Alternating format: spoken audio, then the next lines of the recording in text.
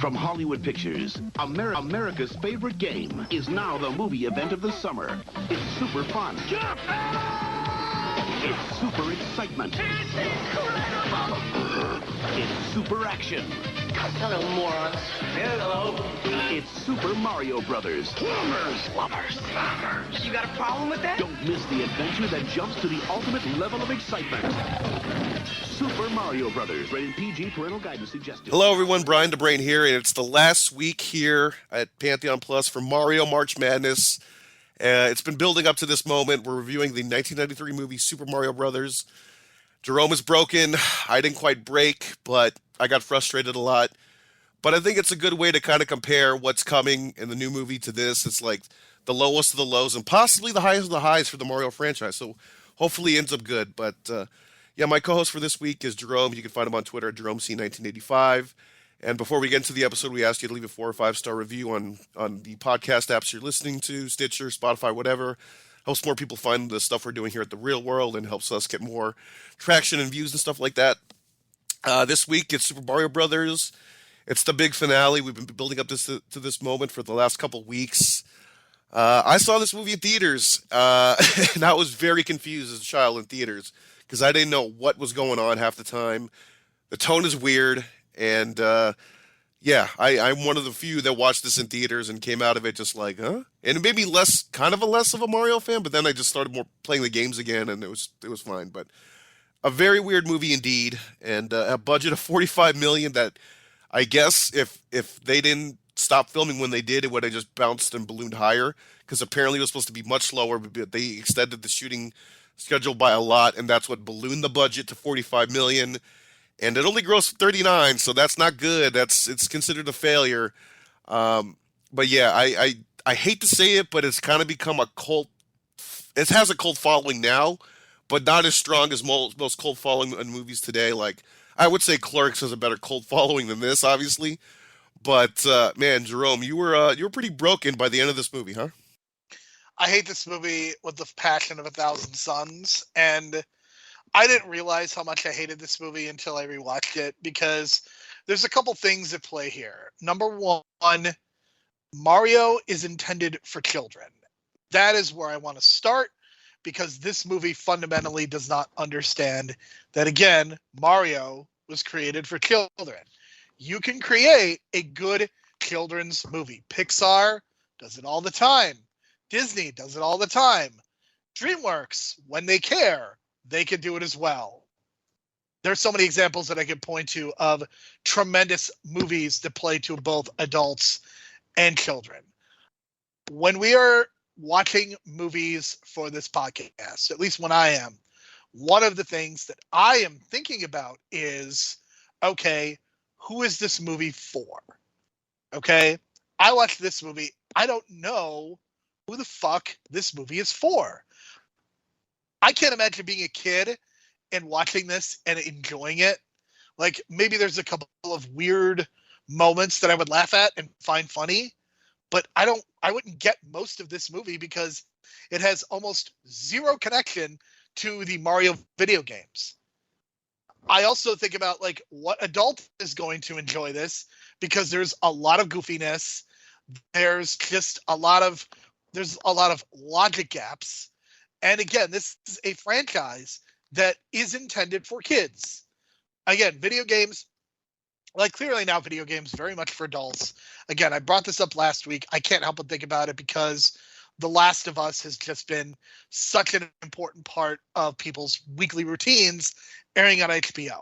Now it's clearly for adults. But back at this time in 1993, it's for kids. Like, predominantly you're talking about kids. And maybe you could do a more adult-oriented movie like a few years later, after you have kind of set the stage and you've laid the groundwork, kind of like Harry Potter, started out with them as kids and they kind of matured and they grew into more adult movies. So that's fine. But you start out this way, you create a movie that feels like a ripoff of I call this Paul Verhoeven light, because a lot of this feels so connected to something like Total Recall. I know you mentioned RoboCop as well. So those are two Paul Verhoeven movies. This, the husband and wife team that did this movie, not exactly Paul Verhoeven. And I think the performances are pretty bad across the board. I don't really like what Dennis Hopper's doing. I don't really like what John Leguizamo is doing.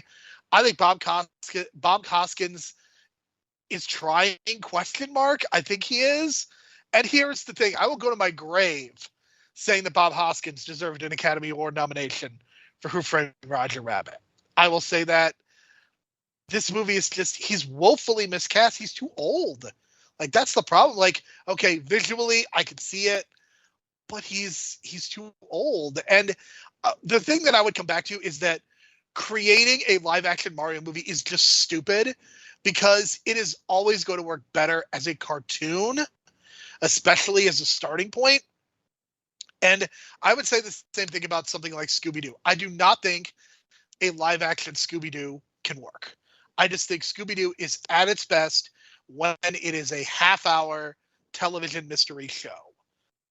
Period. End of story. I feel the same thing about this. If you are going to make a movie or TV show about Mario, it should be animated, because then you could go to all these different worlds and you're not restricted.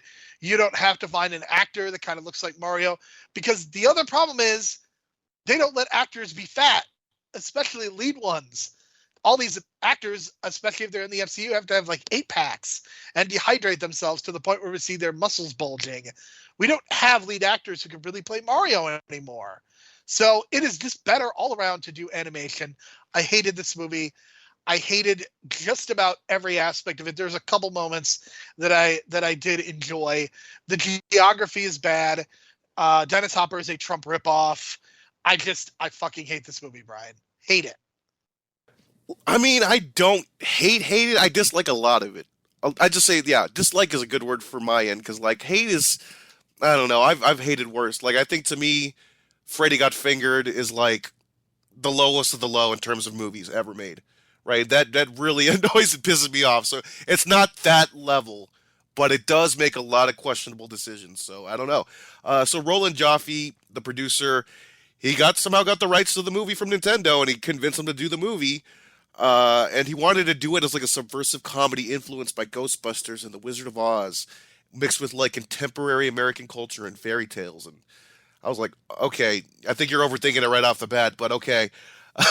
Whatever, dude. And of course, when Bob Hoskins signed on for the movie, he didn't even know it was a video game. His son had to tell him that he's playing a video game character, and his son literally turned on the Nintendo and showed him. He's like, "I'm that little thing." He's like, "Oh shit." He knew at that moment, he felt like, "Oh shit, what have I done? Like, this is not going to be good." And then Dennis Hopper had some very similar thoughts. He's got some quotes here. He plays Koopa, which makes no sense, but we'll talk about that.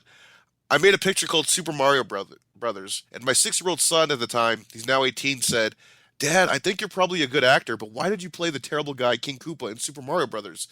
And I said, "Well, Henry, I did that so you can have shoes." And he said, "Dad, I don't need those shoes that bad." So even his son, who he did it for, didn't even like the movie and thought it was fucking terrible. Which I'm pretty sure, well, which is weird because Bob Haskins' son is the opposite, because he's a big Mario fan, and that's why Bob Haskins did it. But he ended up growing up to love the movie, which is completely opposite of Dennis Hopper's kid. So it's just kind of like weird. But I guess if you have that nostalgic connection to it because your dad's in it, of course I think you're going to have that connection to it. But the modern audience does not have that connection to Bob Hoskins as Mario. It's more so for Roger Rabbit, for sure. So I kind of get the nostalgia from that perspective, but in overall, it's not as glorified or as glorious as his son thinks it was. So yeah, and then Dennis Hopper described the filming production. It was a nightmare, very honestly, that movie. It was a husband and wife directing team who are both control freaks and would talk before they made decisions. Anyway, I was supposed to go down there for 5 weeks. I was there for 17 weeks. It was so over budget. So I mentioned the budget ballooning to $45 million. This guy, Dennis Hopper, was supposed to be on set for 5 weeks. He's there for 17.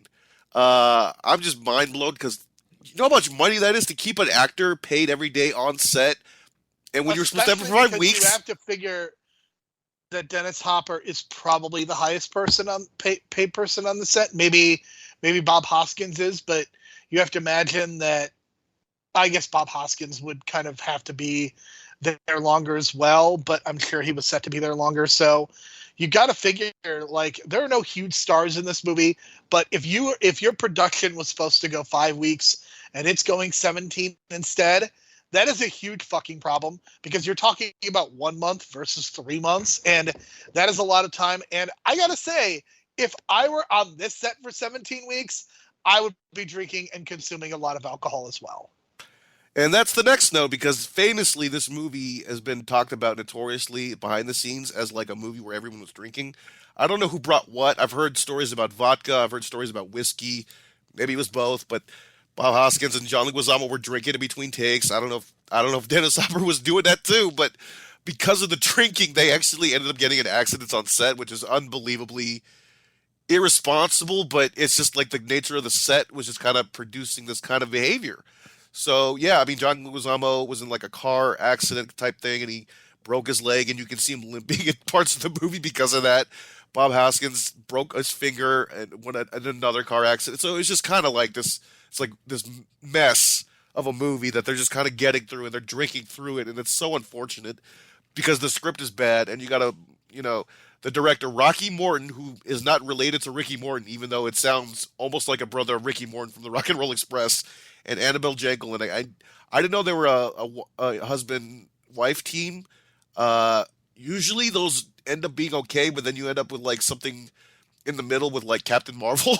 So it kind of depends, you know what I mean? But in this case, they were clearly not on the same page. Did they ever direct anything after this? Because I wouldn't hire them to walk my dog after directing this movie. I don't think so, because I look at even their wiki, it's Good. just like nothing. Good. They shouldn't have been allowed to direct anything else, ever. It does say they directed a bunch of music videos, which at the time, this was a thing where studios were hiring music video directors as potential breakout directors. I forget names off the top of my head, but there were some of those directors that kind of broke out from that. Maybe Fincher, I think, could be one of those from the 80s, but I don't know. There was a time when they were going for music video directors as a way to kind of crop for talent, you know what I mean? And this is one of those cases.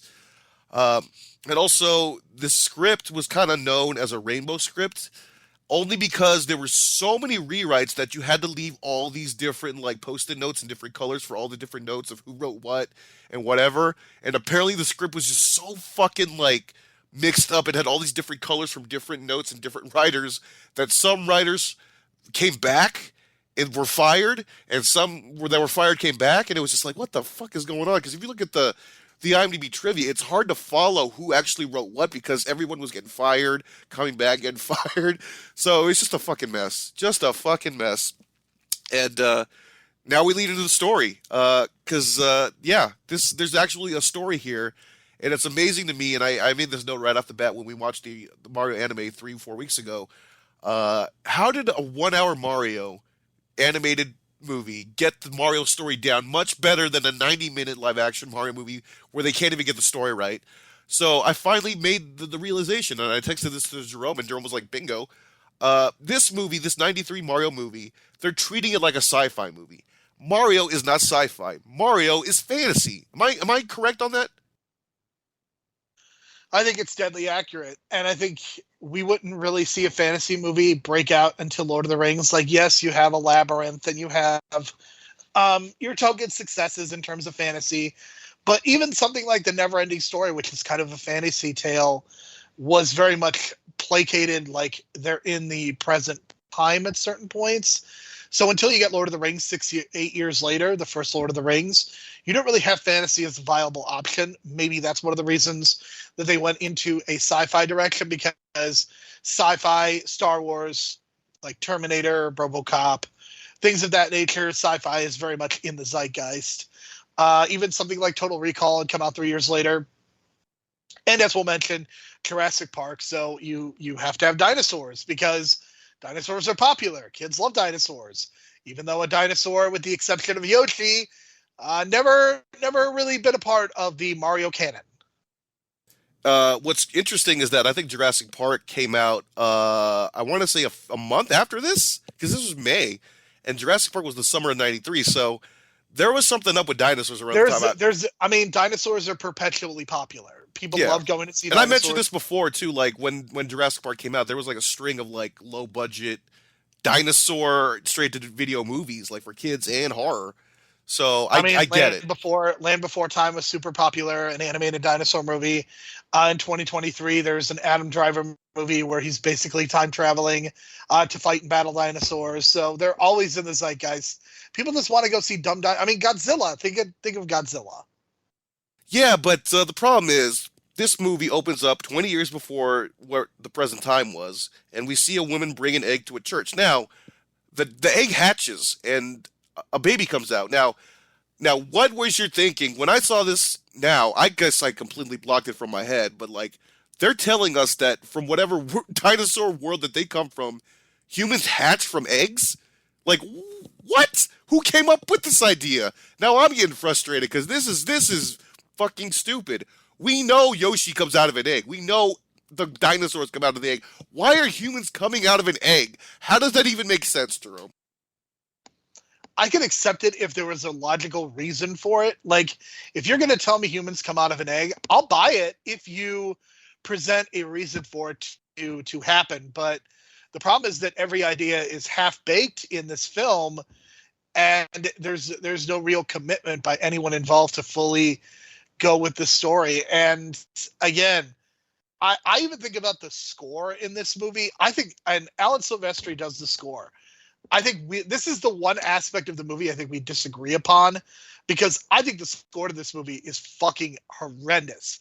This feels like a parody of an Alan Silvestri score. It doesn't feel like an Alan Silvestri score, because I think of like a Back to the Future or a Forrest Gump. Like, I think he is an incredible composer, but this feels like he outsourced it to one of his minions, or like they just used recording of like prior things that he had done. This was not a good score. So even the score was just annoying the hell out of me because it was very loud and obnoxious. And yeah, I think when I think back to the first 20 minutes of this movie, I'm just thinking about how overbearing the music is. And it's like, we're simultaneously trying to make this movie feel both more realistic, but also feel like science fiction, and it's just not working. Yeah, and the score. One of the things I mentioned in the strengths is the score, and it's only because it's like decent and it doesn't fit the movie. So I find it funny, like an ironic kind of funny, because this score that Alan Silvestri did does not fit the mood. It's like, why do we have this like light family movie type score with a movie that's trying to be a PG-13 Blade Runner? You know what I mean? It's like, what is the connection there? The music should, I don't know. If that's what you're going for, it shouldn't sound like that. So there's the thing. Like, I like the music itself, but I think it just doesn't click with the movie. So it's weird. Like, I like the music, but I don't like the music in the movie. It's just a weird dynamic going on. So let's kind of get into this detail of what we're dealing with here, because apparently 65 million years ago when the meteor hit, it created two parallel Earths, right? One, the regular Earth that we're on, right, where a majority of the dinosaurs died, but I guess a percentage of the dinosaurs were on this other Earth that was created from the meteor, and their parallel Earth is an Earth where they didn't evolve from apes like us, they evolved from dinosaurs. So that's the whole concept. And if you they don't explicitly say any of this, but you kind of have to just figure it out with like logic and science that like, okay, so there's this other Earth and they're mainly dinosaur based. So you're thinking, oh, they evolved from dinosaurs, right? Because they also have a de-evolution machine that kind of shows you what happens to some of these creatures, or these people that de-evolve and they end up like lizard creatures. It's very confusing. Very, very confusing. It had no need to do that. But they wanted to do this like science fiction thing where it was so different and parallel Earths and parallel worlds, and hence the warping. So it's like they wanted an excuse to do the warping, even though they didn't even do the warping right, because they warped through a wall, not even a fucking pipe. So I'm just like, okay, you're trying to do the warp, but you didn't even get that right. And now we're introduced to Dino Hatton, a parallel Earth with dinosaurs as the basis of evolution. And here's where it gets interesting as well. I didn't notice this until years later, and actually this most recent viewing. Like, why are all the cars have these like weird like antenna like extensions on the top that kind of create this electrical, I don't know, power or energy source. I'm like, what is going on here? And then I realized if this is a world where dinosaurs evolved into humans, there are no fossil fuels because the dinosaurs didn't fucking die millions of years ago and fucking leave their dead bones in the ground for that to turn into fossil fuel. So there are no fossil fuels in this world, Jerome, and I know that even pissed you off even more once I had to figure that out, and they don't explicitly say that, but they're showing you There all is these a electrical world. cars. There's a world where it's kind of clever that they do it. I would say, like, the idea itself is not stupid. It's just stupidly executed. And again, there are decisions that this movie makes that I could accept if the movie was done well, if it was presented well, if they were taking things seriously. The fundamental problem is they're not taking this movie seriously. Nobody is. You could see it in their faces. You could see it in the way the score is done. You could see the writing. This movie is just so bad on every conceivable level.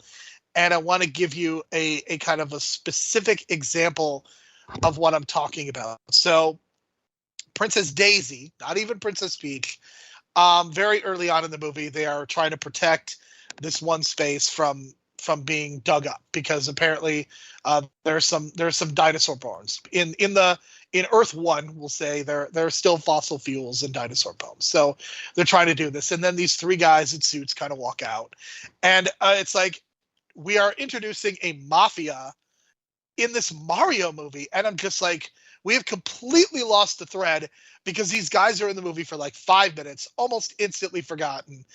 They return at the very end of the movie as the worlds are about to quote unquote merge.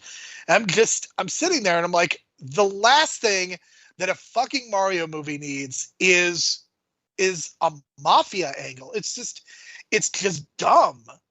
To quote Benoit Blanc, it's just dumb. Oh my god, when you put it that way, I kept laughing. Wow, I had to put my mic on silent. I was just laughing so hard at that just now. Yeah, like why are we having the mafia in the fucking Mario movie? I don't know. Is it because they're Italian and we have to connect that Italian shit? I don't know. I'm part Italian, and that pisses me off too. I don't know.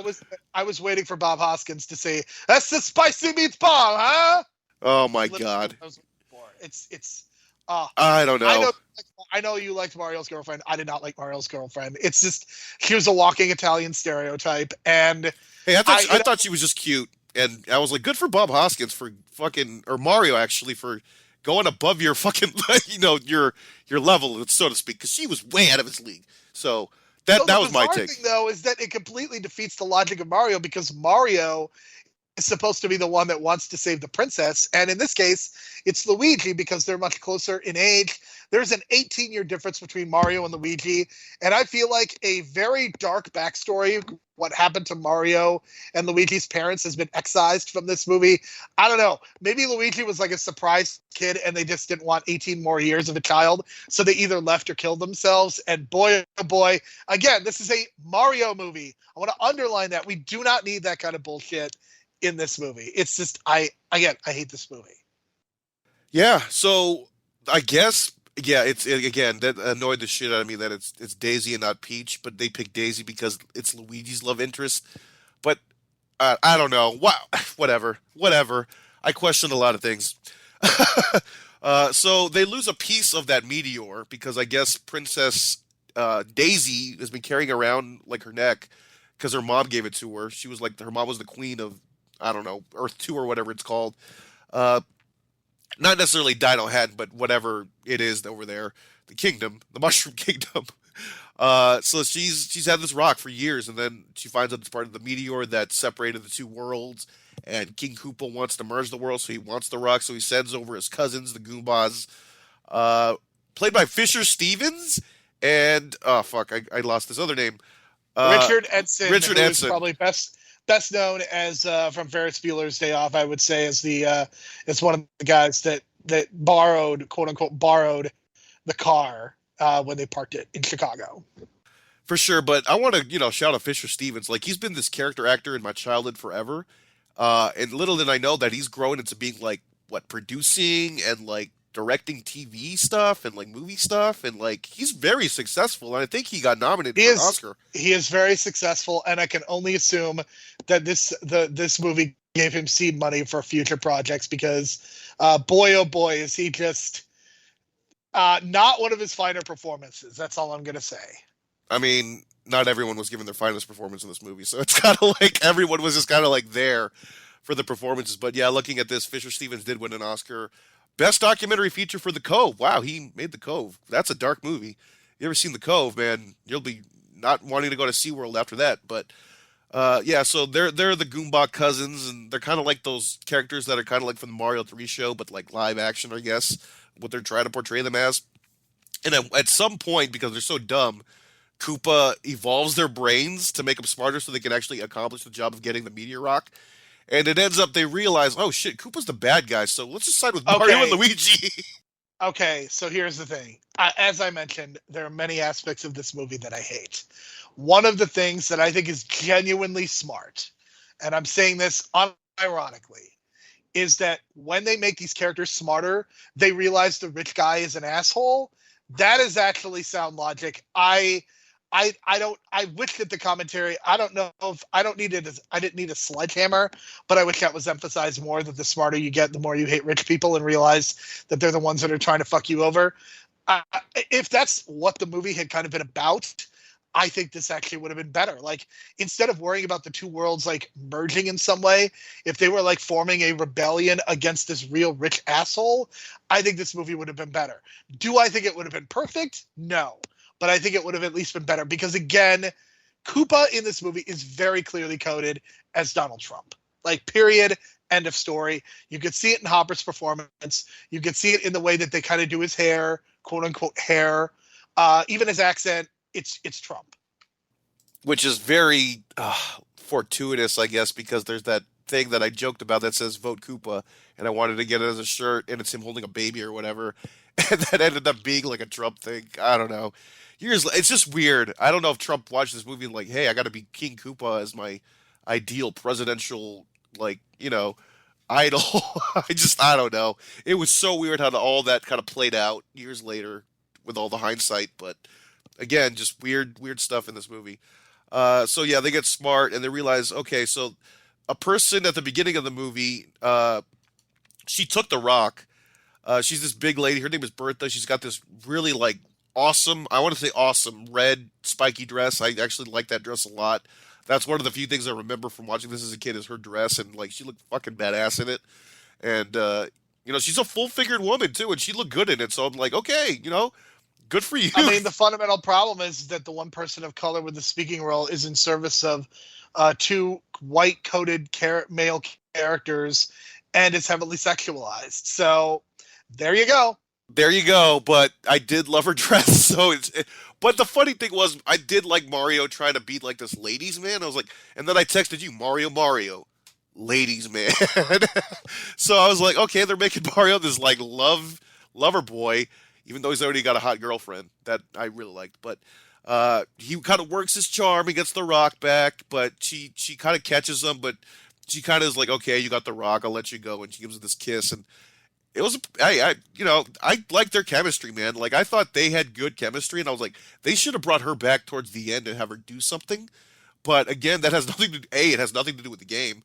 B, it's just a random character that they made for the movie that really was just like something as like, they needed this person to be there to hold the rock the whole time while Mario and Luigi do their other shit and they have to come back and get the rock. So I kind of get why they did it, but it's just, I wish they'd used that character more because I like that Bertha character and the way she kind of like represents herself. I really like that. But the rock somehow gets to Lena, played by Fiona Shaw, a.k.a. the aunt from Harry Potter. Probably other things as well that I'm not thinking of. More importantly, Andor's mom or stepmom in Andor, which you really need to watch. I did not know that. So there you go. I guess that shows you what my feelings are in Andor right now, apparently. But Lena, that's the character she plays, ends up getting the rock. She's the second in command to Koopa, and she puts the rock back in place. But the problem is, I guess, because she's not Princess Daisy, She gets literally fried to death, and it looks like the skeleton from Home Alone. You mentioned Home Alone last week, but when I forget who gets electrocuted to the point where they turn into a skeleton for 2 seconds. It's Daniel Stern. Daniel Stern, right. So it looks like that, but she gets like thrown against the wall, and I did like this part where it was like almost not a running gag, but they just had to okay, I guess for the rest of the scenes we have to leave the skeleton on the wall.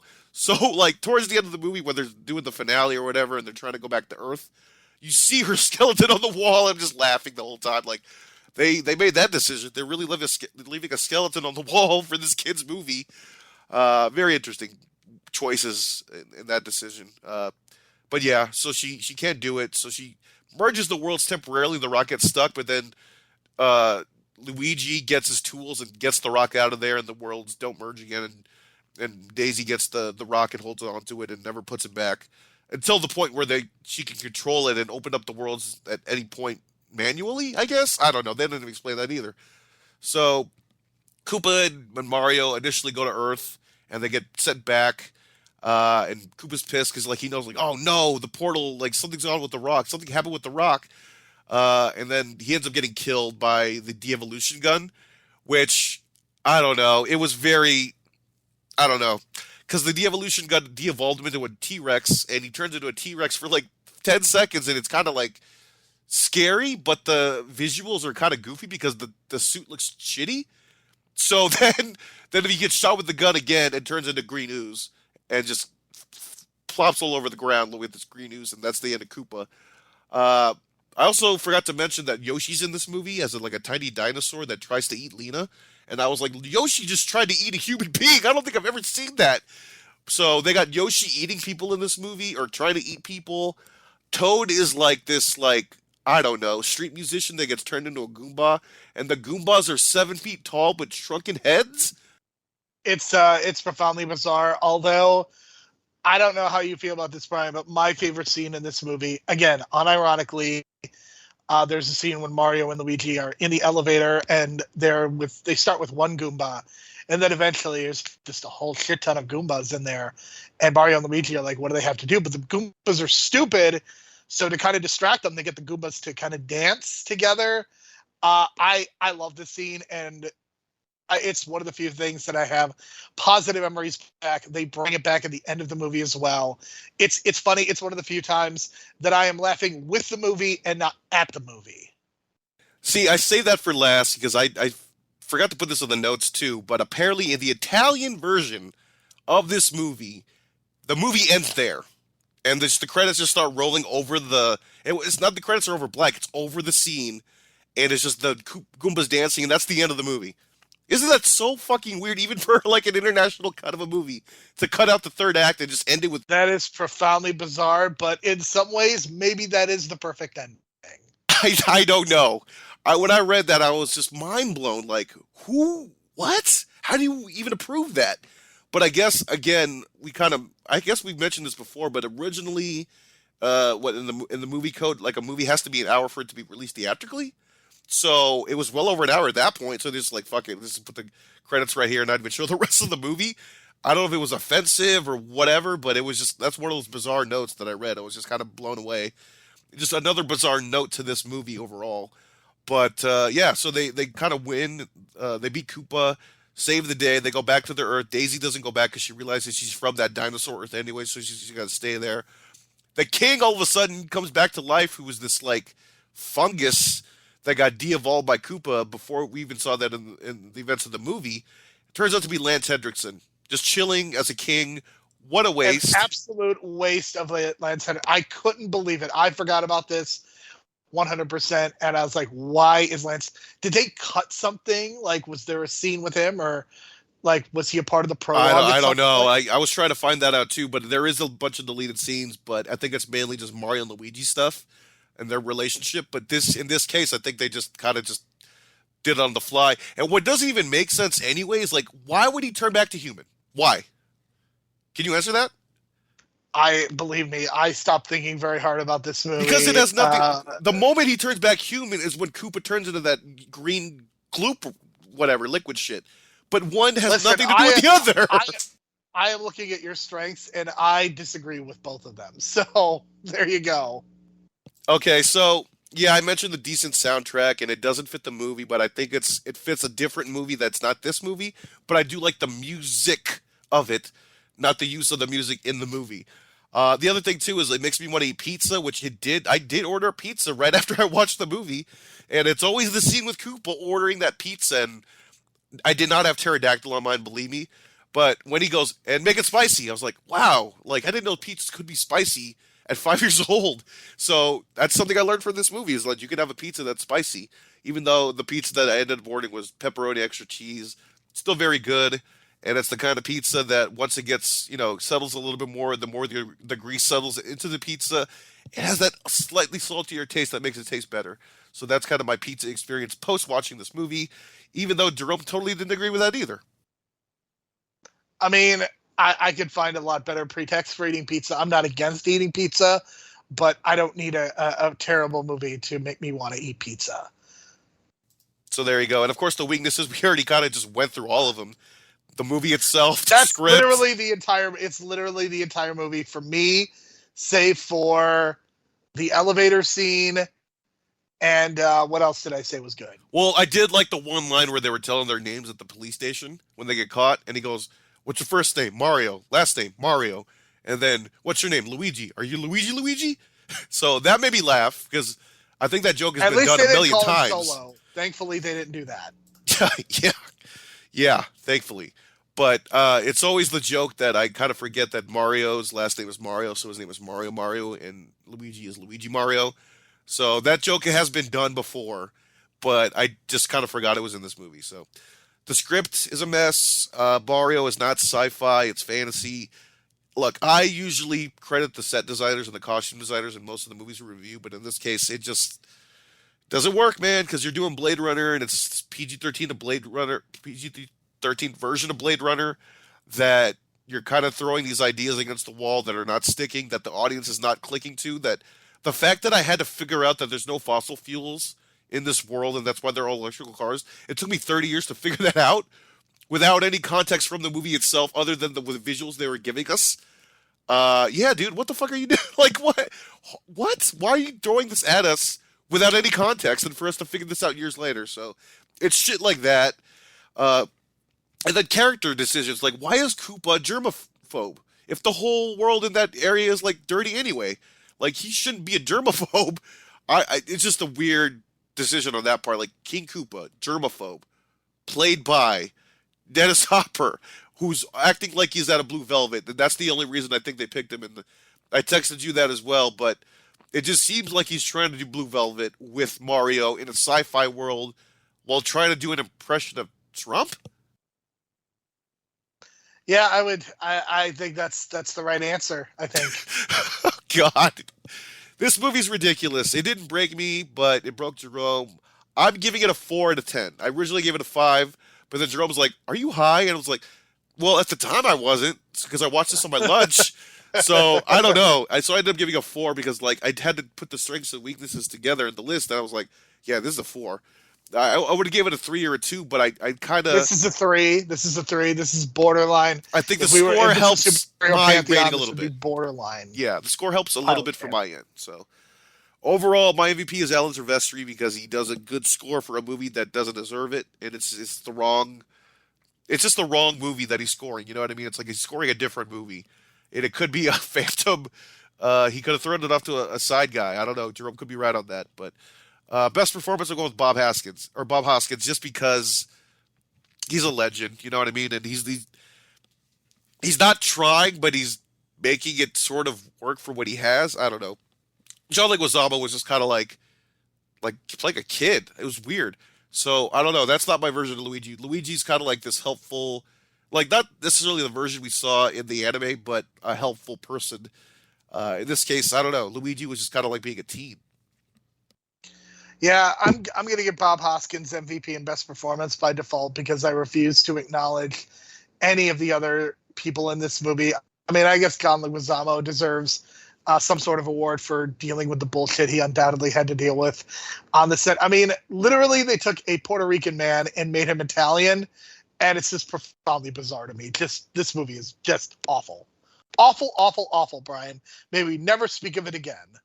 Well, like I mentioned before, this is kind of like my intention was to kind of go through the shit so that when we watch the new movie coming out, we'll kind of like appreciate it more. And I think that's what's going to happen because I feel like after all this build up, the movie coming out on April 7th is going to have probably an Easter egg or two to the original anime, definitely some Easter eggs to the show, the cartoon shows. But I wonder what kind of jokes they're going to make based on the Mario live action movie. So that's kind of what I'm looking forward to when I see the animated movie as well as like the visuals and stuff like that. But I'm really looking forward to it. So this has been Mario March Madness. You know, we kind of went through the history of like the media and TV movie appearances of Mario and what it's become and what's coming forward to on April 7th. So I'm looking forward to that. And if you can go to Universal Studios right now, I think you can go right now and like actually go to the Mario World. It kind of just depends on the test days, but officially it's going to be open every day on this. Well, it's already by the time this comes out, it's already open. So, but if you can check it out, go ahead, man, because I've seen some cool stuff, and it's really hyping me up for the movie coming out. So, it's unfortunate though that like this movie took this route because I felt like if you made an animated Mario movie in '93, there was a lot of potential for it to be good. So it's just unfortunate because even the character that does or that plays Daisy, she's actually the voice of the fairy from Fern Gully, and Fern Gully's like a pretty good animated movie for the time, like 1990 actually. So there was potential. Like she was a good voice actress. She could have done the Daisy role in an animated movie. You know what I mean? And you could have recast in Mario and Luigi. But unfortunately, they went this route, man. So it sucks, but that's kind of it for Mario March Madness. And next month, we're kind of doing something different. It's Punchy Kicky Woman, Jerome? So Ben and Matt did a very, very poorly named podcast called Punchy Kicky Men. And it's so bad that we just had to take it for ourselves. And for the next 2 months, we will be doing our version. In April, we are doing Punchy Kicky Woman. And our focus is going to be on Michelle Yeoh. We will be looking at 4 older Michelle Yeoh movies. We will not be doing like Crushing Tiger, Hidden Dragon. Ben and Matt have already talked about that movie. We are not going to be talking about some of her more recent work, but we are going to be going back into the archives and watching her old school movies. And we are going to start next week by talking about 1985's Yes, Madam. I don't know if that's a literal translation, but we will be watching 1985's Yes, Madam. It is on Amazon Prime for those who want to watch along with us. And it is not her debut, but it's one of her first starring roles. And I am very excited because over the next 2 months, Brian and I are going to be watching 8 movies that we have never seen before. So that's going to be exciting. So, yeah, that's what we have to look forward to. Yeah, I'm actually looking forward to this because I watched a lot of Jackie Chan stuff when I was like, I don't know, 9 or 10. When he had that 90s run, I kind of watched some of the older stuff.